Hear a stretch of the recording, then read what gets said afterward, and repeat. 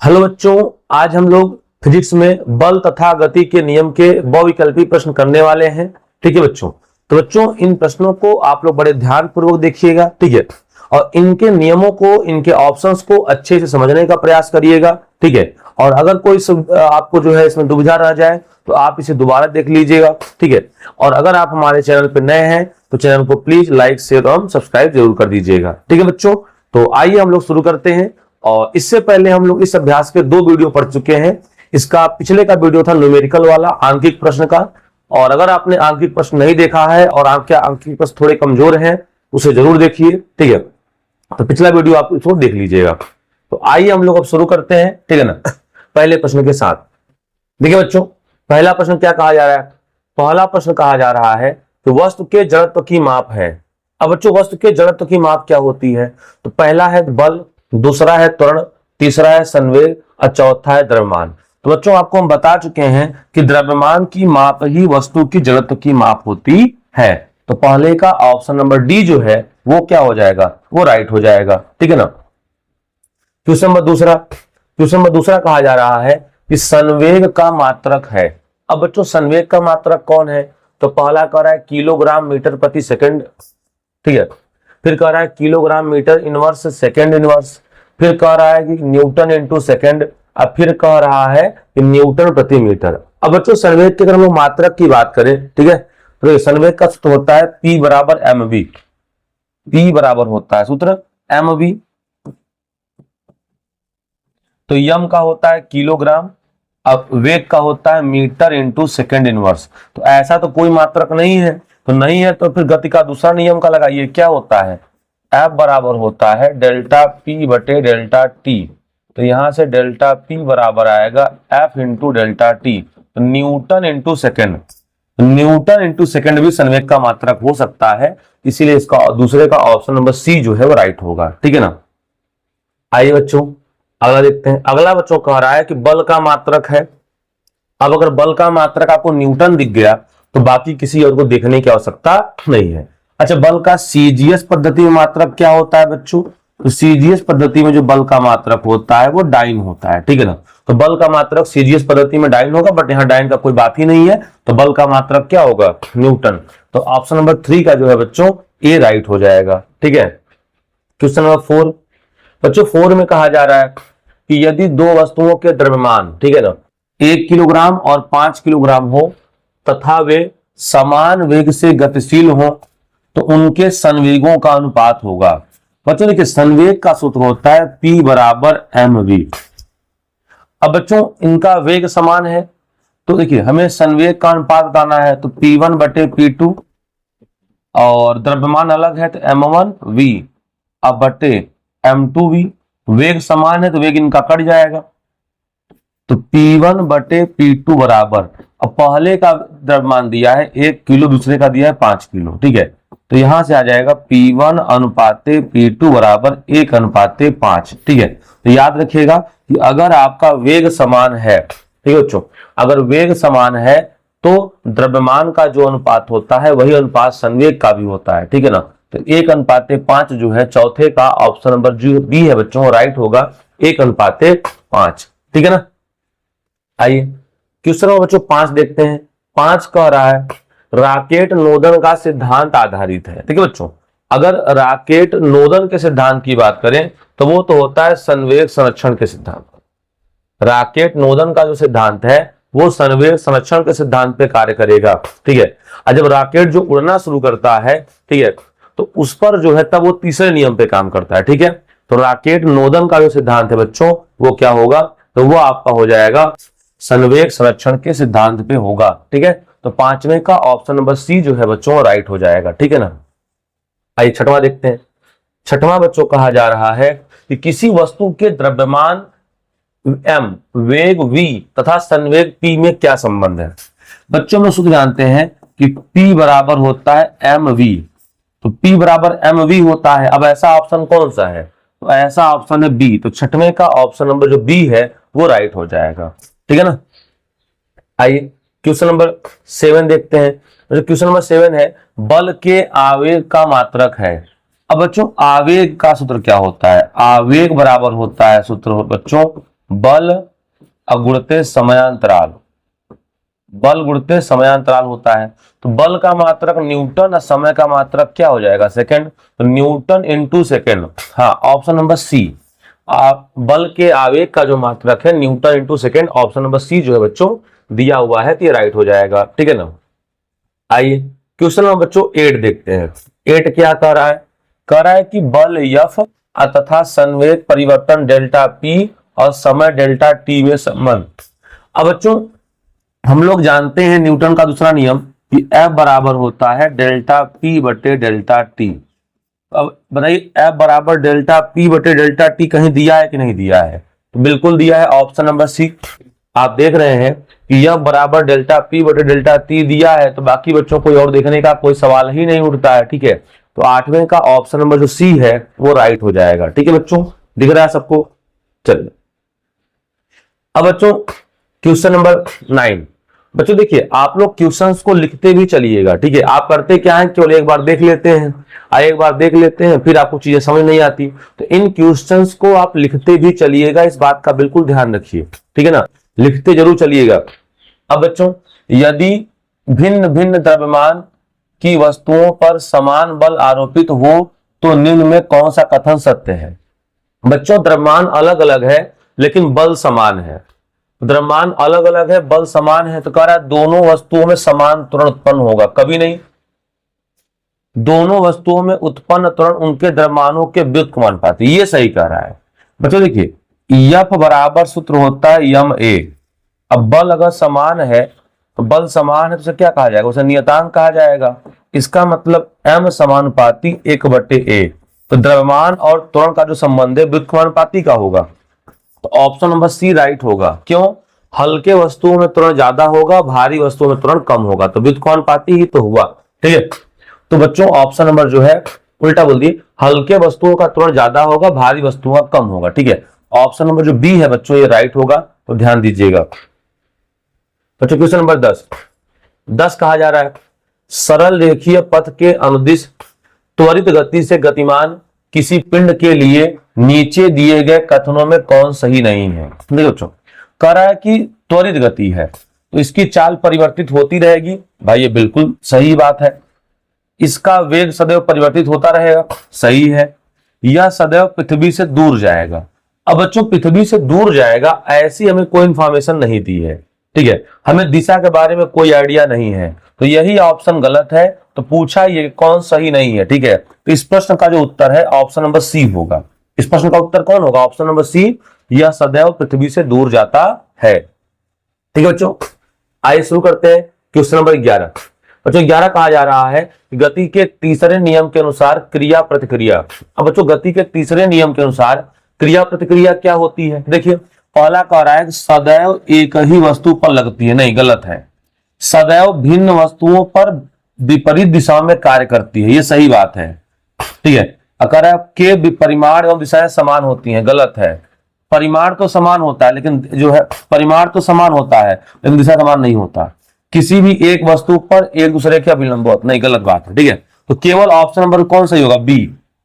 ठीक है बच्चों, तो केवल और केवल ऑप्शन नंबर बी राइट होगा। ठीक है, स्क्रीनशॉट इसका आप लोग ले लीजिएगा। अगला है बच्चों क्वेश्चन नंबर 12, किसी पिंड का जड़त्व।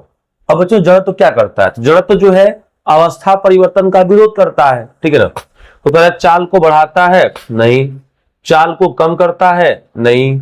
उसकी गति की अवस्था में परिवर्तन को प्रतिरोधित करता है, ये सही बात है। तो क्वेश्चन नंबर 12 का जो है बच्चों ऑप्शन नंबर सी राइट होगा। क्वेश्चन नंबर 12 का ऑप्शन नंबर सी राइट होगा, ध्यान दीजिएगा। क्वेश्चन नंबर 13 कहा जा रहा है बच्चों कोई यात्री गतिमान रेलगाड़ी में एक सिक्का उछालता है।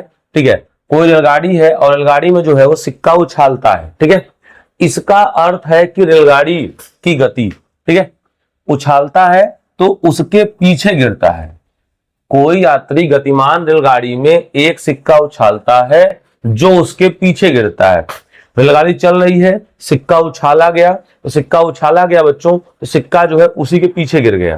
तो पीछे गिर गया मतलब बच्चों गिरना तो उसके हाथ में चाहिए, इसका मतलब रेलगाड़ी तेज हो गई। तो रेलगाड़ी तेज हो गई तो वह यात्री आगे निकल गया।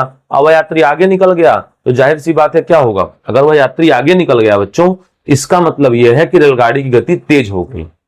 तो कौन सा होगा? तो रेलगाड़ी की गति क्या होगा? Option number A.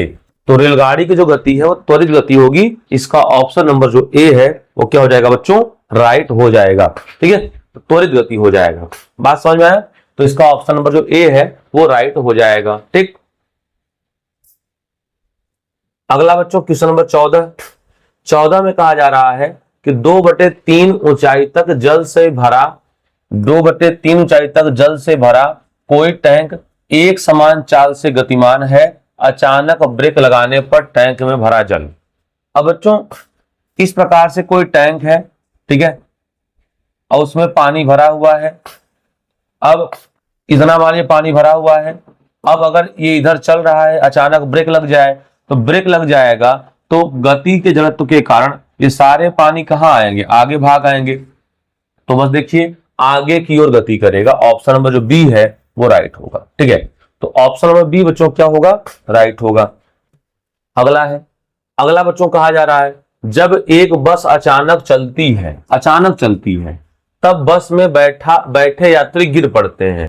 ठीक है, अब कहां गिर पड़ते हैं? तो बस के चलने की दिशा के विपरीत दिशा में। बिल्कुल सही बात है, आप देखते होंगे। ठीक है, अगर कोई बस है वो अचानक जो है चल पड़ती है, तो उसमें अगर कोई यात्री बैठा हुआ है, अगर बस आगे जाती है तो यात्री पीछे गिरते हैं। सही बात है, विराम के जड़त्व के कारण। तो इसका ऑप्शन नंबर जो ए है वो राइट आंसर होने वाला है। अचानक चलने पर विपरीत दिशा में गिरेंगे। ठीक है, और अचानक रुकने पर, ठीक है, उसी की दिशा में गिरेंगे। ठीक है बच्चों, तो इसका ऑप्शन नंबर ए जो है वो राइट हो जाएगा। ठीक है, जब एक बस अचानक चलती है तो बस में बैठे यात्री जो है कहां गिर पड़ते हैं? तो बस में बैठे यात्री बस के विपरीत दिशा में गिर पड़ते हैं। ठीक है बच्चों, अगला बच्चों कहा जा रहा है कि जड़त्व का नियम किस नियम को कहा जाता है? अब बच्चों इस प्रश्न का उत्तर कौन नहीं जानता? ठीक है, तो न्यूटन के गति का जो प्रथम नियम है उसे ही तो जड़त्व का नियम कहा जाता है। ऐसे गैलीलियो का भी नियम कहते हैं। तो 16 का ऑप्शन नंबर ए जो है बच्चों राइट हो जाएगा। ठीक है बच्चों, अगला प्रश्न है बल F संवेग परिवर्तन डेल्टा P और डेल्टा T में संबंध बताइए। तो F बराबर डेल्टा P बटे delta T, option number C होगा। ये रिपीटिंग प्रश्न है। क्वेश्चन नंबर 18 की बात करें बच्चों, 18 में कहा जा रहा है, ठीक है, कि जब एक यात्री चलती ट्रेन में एक सिक्के को ऊपर की ओर उछालता है तो सिक्का पीछे गिरता है। इसका अर्थ है कि रेलगाड़ी की गति त्वरित गति है। इसको हम समझा चुके हैं। ठीक है ना।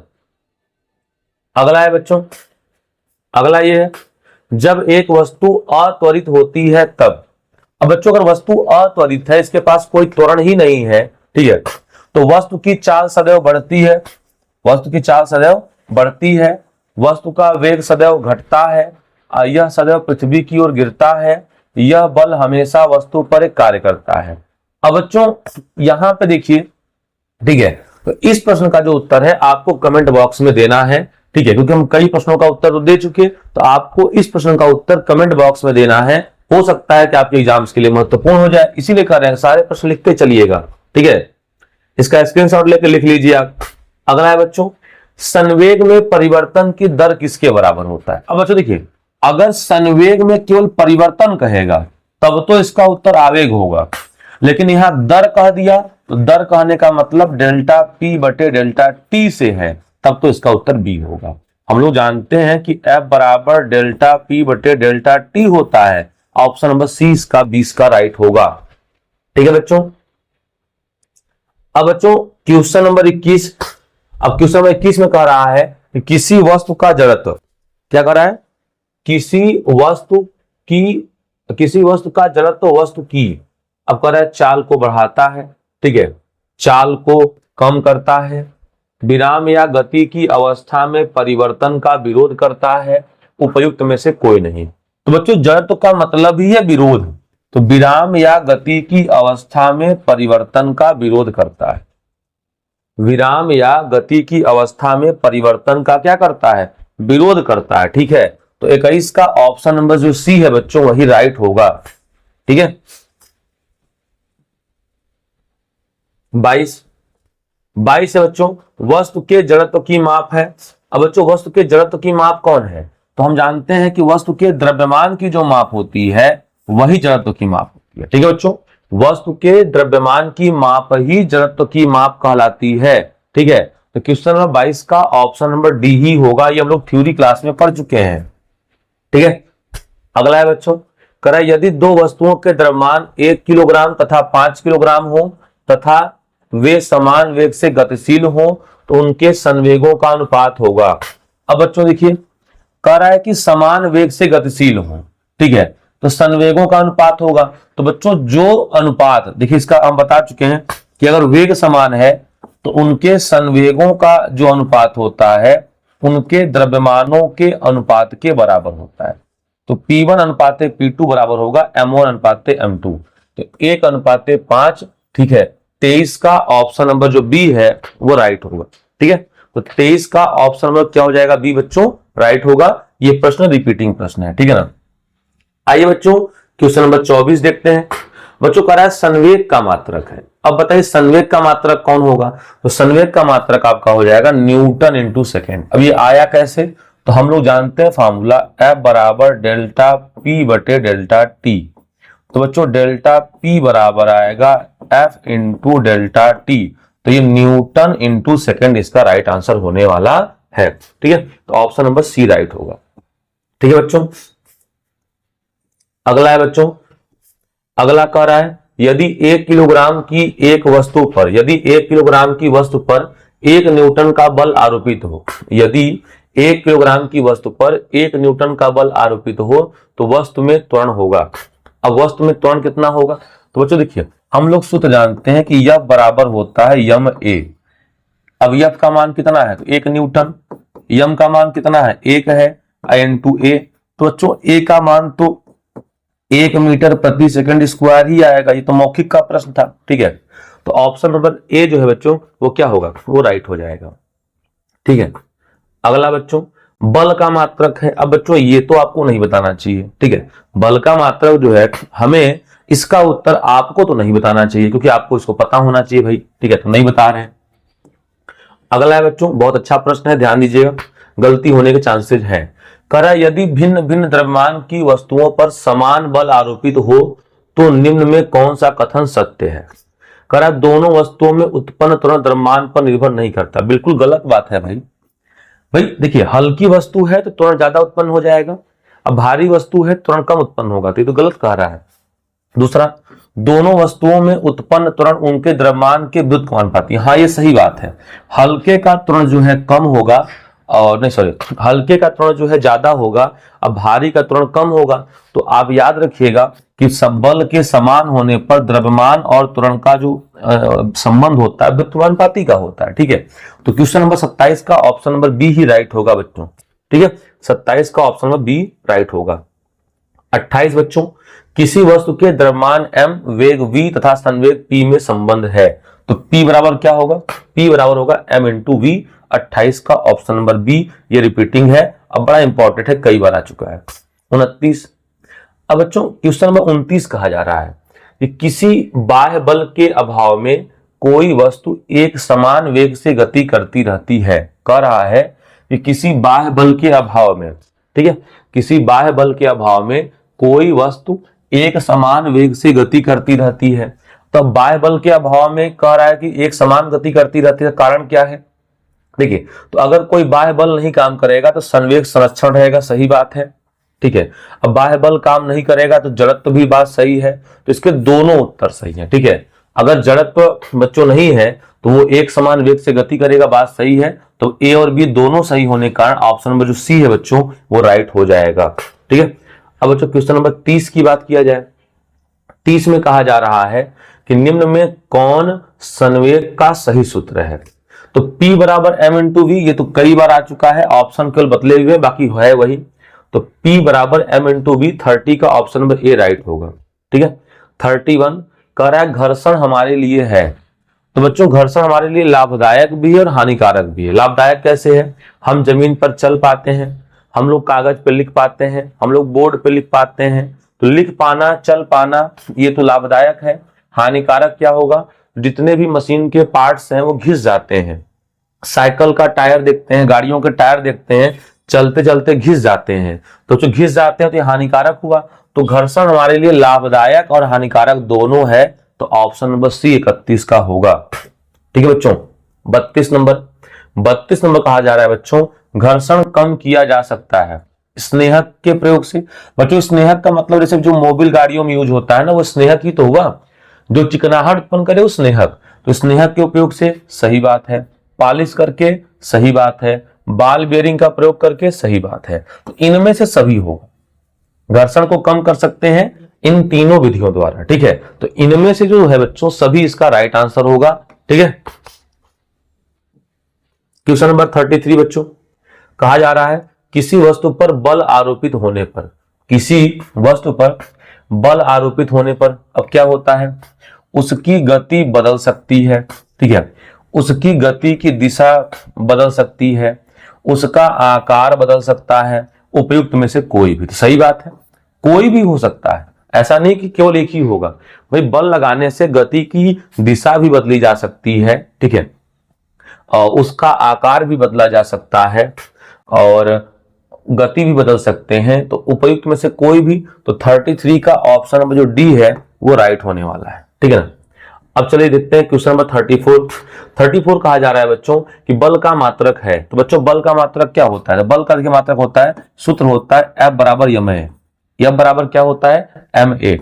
अब यम का मात्रक होता है किलोग्राम, ए का मात्रक होता है मीटर इंटू सेकंड की घात -2। तो आप देखिए यह मीटर प्रति सेकंड स्क्वायर कर दीजिए तो घात 2 हट जाएगा, मीटर प्रति सेकंड स्क्वायर। ठीक है, तो आपका ऑप्शन नंबर बी राइट होगा, किलोग्राम मीटर प्रति second square. This is the right option, question number 34। ठीक है बच्चों, आइए 35 देखते हैं। 35 में कहा जा रहा है कि 1 किलोग्राम द्रव्यमान की वस्तु का भार होगा। तो बच्चों भार बराबर क्या होता है, mg। m का मान 1, g का मान कितना होता है 908, तो 9.8 न्यूटन ही तो होगा। और ऐसे प्रश्न हम लोग बहुत सारे पढ़ चुके हैं ऑफलाइन क्लास में। ठीक है, तो 35 का ऑप्शन नंबर सी जो है बच्चों राइट होगा। 36 की बात किया जाए बच्चों, 36 में कहा जा रहा है कि यदि वस्तु का द्रव्यमान m, वेग v, त्वरण a और लगने वाला बल F है तो कौन सा सही होगा। बच्चों यह बराबर यम ए होता है, कहीं दिख रहा है, नहीं दिख रहा है, तो a बराबर जो है F बाई यम हो जाएगा। तो a बराबर F by m, option number जो a है वही राइट होगा, भ्रम न खाइएगा बच्चों। ठीक है ना। 36 हो गया। 37 की बात करें बच्चों, तो यदि वस्तु का द्रव्यमान m, वेग v व त्वरण a है तो संबंध होगा। तो जो p बराबर m इंटू वी होता है, तो ऑप्शन नंबर जो b है वो राइट होगा 37 का। 38 देखा जाए तो बच्चों क्वेश्चन नंबर 38 में क्या कहा जा रहा है, 38 में कहा जा रहा है कि कोई वस्तु अपनी स्थिर या गति की अवस्था में परिवर्तन का विरोध कर सकती है। कोई वस्तु अपनी स्थिर या गति की अवस्था में परिवर्तन नहीं कर सकती है। अब क्यों नहीं कर सकती है, तो कह रहा है अपने द्रव्यमान के कारण नहीं कर सकती है, अपने भार के कारण नहीं कर सकती है, अपने त्वरण के कारण नहीं कर सकती है, और अपने जड़त्व। तो बच्चों आप लोग जड़त्व की भाषा पढ़े हैं, इसीलिए ऑप्शन नंबर जो डी है वो राइट होगा।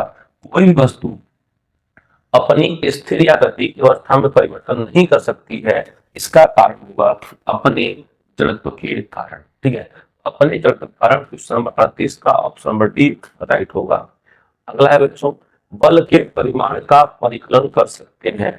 देखिए बच्चों, अगर बल के परिमाण की बात करें, केवल और केवल F बराबर डेल्टा P बटे डेल्टा T IC को रूपांतरित करते हैं, तो यह बराबर हमें ये न्यूटन का दूसरा नियम ही बल के परिमाण को बता सकता है। ठीक है, तो न्यूटन के गति के द्वितीय नियम द्वारा हम बल के परिमाण का परिकलन कर सकते हैं। ध्यान रखिएगा, प्रथम और तृतीय नियम का इसमें कोई नाम नहीं है।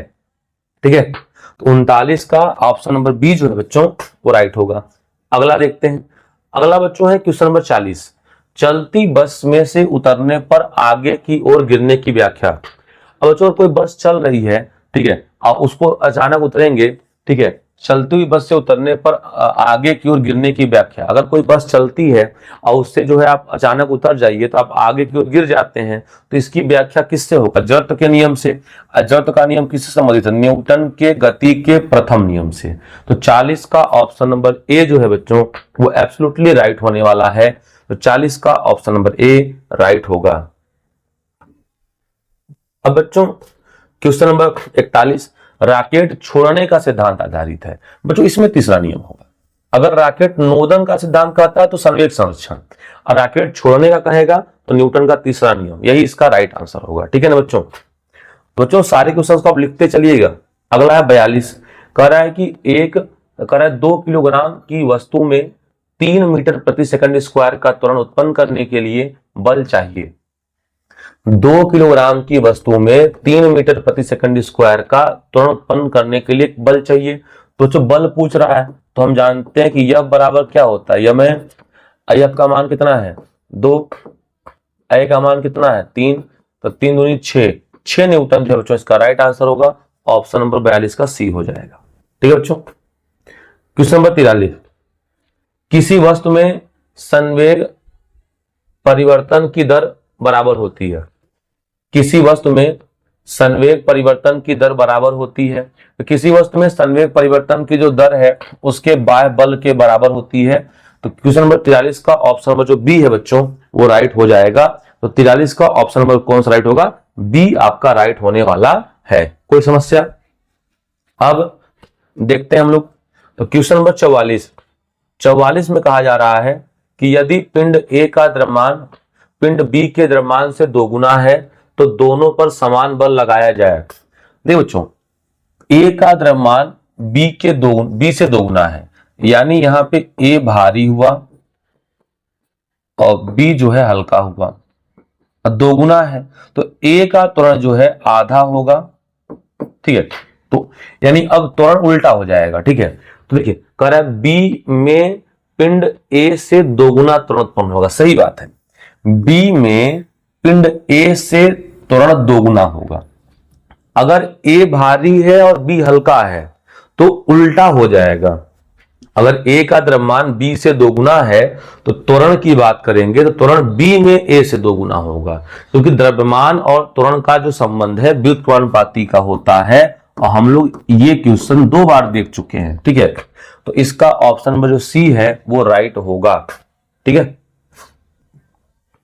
अगला बच्चों क्वेश्चन नंबर है 45 में कहा जा रहा है कि किसी वस्तु पर लगाया गया बल वस्तु के द्रव्यमान व त्वरण के गुणनफल के बराबर होता है। ठीक है, अब जो कह रहा है किसी वस्तु पर लगाया गया बल तो वस्तु के द्रव्यमान और त्वरण के गुणनफल के बराबर होता है। सही तो कहा जा रहा है कि F बराबर यमय ही होगा, ऐसे थोड़ी ना है कि योगफल भागफल होता है। तो 45 का ऑप्शन नंबर ए ही बच्चों राइट होगा, जो बल है द्रव्यमान और त्वरण के गुणनफल के बराबर होता है। दिख रहा है बच्चों साफ सबको? चलिए अच्छी बात है। अगला बच्चों देखते हैं। अगला कहा जा रहा है कि एक खिलाड़ी लंबी कूद लगाने से पहले दौड़ता है। अब बच्चों अगर कोई खिलाड़ी है और लंबी कूद लगाने से पहले दौड़ता है तो अपना जड़त्व बढ़ाने के लिए, ताकि उसके अवस्था में परिवर्तन ना हो। ठीक है, तो जड़त्व को बढ़ाने के लिए ऐसा करता है, तो ऑप्शन बी जो है इसका राइट होगा। 47 संवेग का मात्रक है। बच्चों इसका उत्तर हम नहीं बताएंगे, आप कमेंट बॉक्स में कमेंट करिएगा। अब बच्चों इसकी बात कह रहा है, एक पिंड ए का द्रव्यमान 5 किलो, अब बी का द्रव्यमान 2 किलो है, तो अब कह रहा है संवेग। ठीक है, तो अब अच्छा है अविराम अवस्था में है। पिंड ए का द्रव्यमान 5 किलो है, अब बी का द्रव्यमान 2 किलो है, अविराम अवस्था में है। तो जो विरामावस्था में है तो संवेग दोनों का क्या है, 0 हो जाएगा, क्योंकि संवेग का सूत्र होता है P बराबर m इंटू वी। विरामावस्था का मतलब m इंटू वी का मान 0 हो गया तो केवल 0 आएगा, तो P का तो मान 0 आ गया। तो अब क्या कर रहा है, पिंड A का संवेग B से अधिक होगा। ठीक है, गलत है, अधिक क्या 0 दोनों होंगे। B का संवेग A के संवेग से अधिक होगा, गलत है, दोनों का बराबर होगा। सही है, बराबर का मतलब दोनों 0 हो जाएंगे, दोनों 0 हो जाएंगे तो डेफिनेटली बराबर ही तो होंगे। ठीक है ना, तो 48 का option number C absolutely right होगा। ठीक है बच्चों, क्वेश्चन नंबर 49 में कह रहा है किसी वस्तु पर बल आरोपित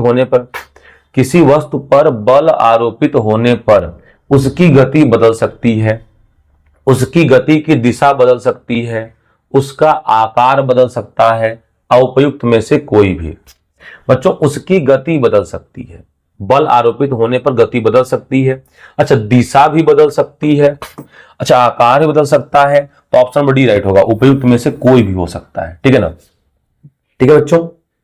अगला देखें बच्चों क्वेश्चन नंबर 50 दो वस्तुओं के टकराने के बाद संवेग सदा रहता है। अब बच्चों दो वस्तुएं अगर टकरा जाएं तो संवेग क्या रहता है? तो संवेग तो बच्चों इनका संरक्षित ही रहता है, क्योंकि इस पर कोई बाह्य बल न कार्य करे तो, ठीक है ना। अब बच्चों क्वेश्चन नंबर 51, अब क्वेश्चन नंबर 51 का आंसर क्या होगा आप बताइए। क्वेश्चन नंबर 51 आपके बोर्ड पे लिखा हुआ है, इसका राइट आंसर क्या होगा?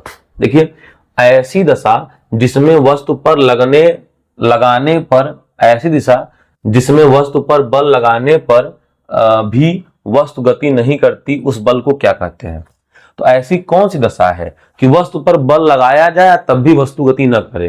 तो बच्चों आपको याद है ऐसे कहा जाता है क्या? ऐसे कहा जाता है, और ऐसे कहा जाता है संतुलित बल। यदि दो या दो से अधिक बलों का परिणामी शून्य है तो उन्हें संतुलित बल कहा जाता है। अब बच्चों संतुलित बल में आपको हम बताए थे कि इसमें वस्तु किसी प्रकार की गति नहीं करती और ना ही वस्तु के कोई अवस्था में परिवर्तन होता है, ठीक है। तो 51 का ऑप्शन नंबर जो बी है बच्चों वही राइट हो जाएगा, ठीक है।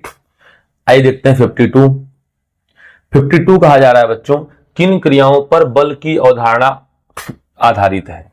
अब बच्चों किन क्रियाओं पर बल की अवधारणा आधारित है? तो पहला करा खींचना, ये भी सही है, धकेलना ये भी सही है, ठोकर लगाना ये भी सही है, ठीक है। अंतिम क्या है? उपरोक्त सभी, तो उपरोक्त सभी ही राइट होगा, इसका ऑप्शन नंबर डी होगा, ठीक है। अब बच्चों क्वेश्चन नंबर 54 क्या कह रहा है? बल के प्रयोग से वस्तु में क्या परिवर्तन आता है? तो गति की दिशा में आएगा, वेग के परिमाण में आएगा, आकार या आकृति में आएगा। तो तीनों परिवर्तन हो सकता है, तो तीनों हो सकता है, इसका मतलब क्या होगा? उपरोक्त सभी, ऑप्शन नंबर डी। तो 54 का ऑप्शन नंबर डी राइट होगा, ठीक है। 55 असंतुलित बल किस दिशा में कार्य करता है? ठीक है बच्चों, असंतुलित बल किस दिशा में कार्य करता है? तो कह रहा है वस्तु के खिसकने की दिशा में, वस्तु के खिसकने के विपरीत दिशा में, वस्तु के दोनों दिशाओं में। तो बच्चों कहीं भी काम कर सकता है। असंतुलित बल जो है ये तो वस्तु के दोनों दिशाओं में काम कर सकता है, ऐसा तो कुछ है नहीं, ठीक है। वस्तु के खिसकने की दिशा में या वस्तु के खिसकने के विपरीत दिशा में, ऐसा कुछ खास इसमें है नहीं, ठीक है। तो असंतुलित बल किस दिशा में कार्य करता है? तो वस्तु के खिसकने की दिशा में या खिसकने के विपरीत दिशा में। वैसे यहां पे वस्तु के दोनों दिशाओं में ये हो सकता है, ऐसा कुछ नहीं है, ठीक है। अगला है बच्चों एक बक्से को, ठीक है, एक बक्से को खुरदुरे फर्श पर धकेलने में घर्षण बल कहां उत्पन्न होता है? बच्चों देखिए, घर्षण बल हमेशा संपर्क सतहों के बीच और विपरीत दिशा में कार्य करता है। तो संपर्क सतह का मतलब क्या? बक्सा और फर्श होगा, तो बक्सा और फर्श के बीच गति के विपरीत दिशा में, हमेशा याद कर लीजिए घर्षण बल संपर्क सतहों के विपरीत दिशा में कार्य करता है, ठीक है। तो देखिए क्या होगा, आपका कौन सा राइट हो जाएगा? तो दिया हुआ है कि बक्से के नीचे की सतह और फर्श के बीच में, ऑप्शन नंबर सी इसका राइट होगा, ठीक है ना। ऑप्शन नंबर जो सी है बच्चों वो राइट हो जाएगा। आइए क्वेश्चन नंबर देखते हैं 57 कहा जा रहा है कि घर्षण बल किस दिशा में कार्य करता है? तो वस्तु के धकेलने की दिशा में नहीं, वस्तु के धकेलने के विपरीत दिशा में बिल्कुल हाँ। तो इसका ऑप्शन में जो बी है बच्चों वो राइट हो जाएगा, ठीक है। 58 कहा जा रहा है कि यह किस वैज्ञानिक ने निष्कर्ष निकाला था कि जब तक कोई बाह्य बल कार्य नहीं करता वस्तुएं निश्चित गति से चलती हैं?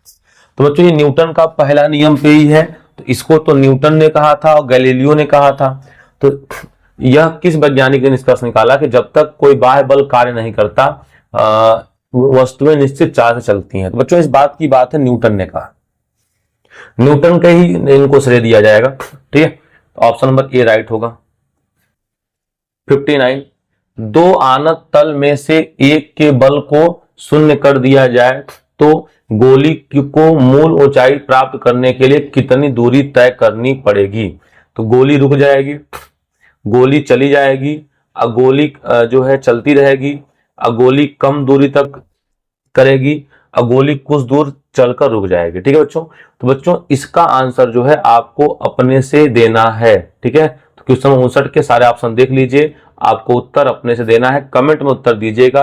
और हम इसके बाद आपको बताएंगे इसका सही उत्तर क्या होगा। ठीक है, क्वेश्चन नंबर 60, न्यूटन की गति का प्रथम नियम, न्यूटन की गति का प्रथम नियम क्या है? तो वस्तु हमेशा गति की अवस्था में रहती है, नहीं। वस्तु बिना बाह्य बल के एक समान गति की अवस्था में रहती है, बिल्कुल सही। वस्तु बल से प्रभावित नहीं होता, गलत। ठीक है बच्चों, तो इसका अगर सही उत्तर की बात करें तो वस्तु बिना बाह्य बल के एक समान गति की अवस्था में रहता है। ऑप्शन नंबर बी जो है वो राइट हो जाएगा। ठीक है, क्वेश्चन नंबर बच्चों 61 है, न्यूटन ने बल एवं गति के कितने मौलिक नियम दिए थे? तो न्यूटन ने बल एवं गति के कितने मौलिक नियम दिए थे? 3 दिए थे, सबको पता है। अगला बच्चों, अब बच्चों अगला है, गति के पहले नियम को और किस नाम से जाना जाता है? ठीक है, तो पहला ऑप्शन है घर्षण नियम द्वारा, दूसरा ऑप्शन है जड़त्व, तीसरा ऑप्शन है संवेग और चौथा ऑप्शन है गुरुत्वाकर्षण। तो इसका उत्तर बच्चों आपको कमेंट बॉक्स में देना है, क्योंकि ये प्रश्न हम कई बार आपको बता चुके हैं। ठीक है ना। अगला है बच्चों, अगर दो आनत तल के झुकाव समान है तो कांच की गोली एक आनत तल से छोड़ने पर आती है। बच्चों इसका होगा समान दूरी। ठीक है, अब बाकी आप लोग उसका देख लीजिएगा। घर्षण बल की दिशा कार्य करता है, बच्चों ये आपको बताना है कमेंट बॉक्स में, क्योंकि आपको इसका उत्तर जो है हम बता चुके हैं। अब बच्चों घर्षण बल को कम करने का उपाय क्या है? तो आपको बताया जा चुका है, अपने से बताना है आपको। क्या कारण है कि फुटबॉल को किक लगाते ही वह दूर चली जाती है, जबकि बड़े पत्थर पर किक लगाने से वह हिलता भी नहीं है? क्यों नहीं हिलता है? क्योंकि पत्थर का जरूरत तो ज्यादा होता है, फुटबॉल का जरूरत तो कम होता है। तो फुटबॉल का जरूरत तो कम होने से, ठीक है, और पत्थर का जरूरत तो अधिक होने से दोनों सही है। तो ऑप्शन नंबर बी और सी यहाँ पे राइट हो जाएगा। ठीक है ना। ठीक है बच्चों, इतना आ गया। तो इस प्रश्न का उत्तर जो है आपको कमेंट बॉक्स में देना है, तो जल्दी से इसका प्रश्न जो है कमेंट बॉक्स में।